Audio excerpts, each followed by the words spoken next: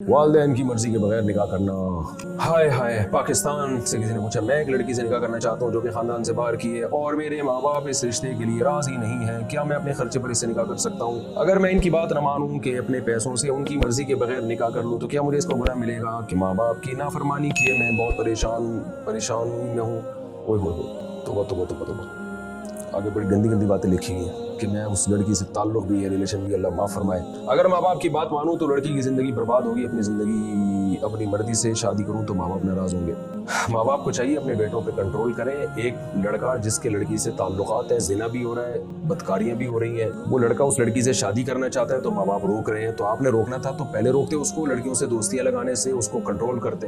तो अब मैं मशवरा यही दूंगा कि इस हद तक आप दोनों आगे जा चुके हैं तो अब लड़की की ज़िंदगी वाकई बर्बाद हो जाएगी। तो अब दो मुसीबतों में से छोटी मुसीबत को इख्तियार करें। अब आप उस लड़की से निकाह कर लें, किसी और के पास जाएगी, उस लड़के के साथ धोखा होगा, उसको क्या पता कि कितनी दफ़ा ये ज़िना कर चुकी है। तो ये गधे घोड़ों वाले काम करने से पहले मसला पूछना चाहिए, तो पहले निकाह करना चाहिए था। बहरहाल अब गधे घोड़ों कुत्तों बिल्लों वाला काम हो गया है तो तौबा इस्तिग़फ़ार करें, अल्लाह के सामने रोए धोए। ये ज़िना हल्की चीज़ नहीं है जितने आराम से लोग बता रहे होते हैं कि हमसे ये हो गया है। तौबा करें। इस्लाम में तो इसकी सज़ा है कि चौक पे खड़ा करके 100 कोड़े मारो पूरे मजमे के सामने। इतना बड़ा जुर्म है ये ज़िना। शादीशुदा ज़िना करे तो इस्लाम ने कहा सबके सामने इसको पत्थरों से मार के हलाक करो। तो ये भी हुकूमत पर लाजिम है।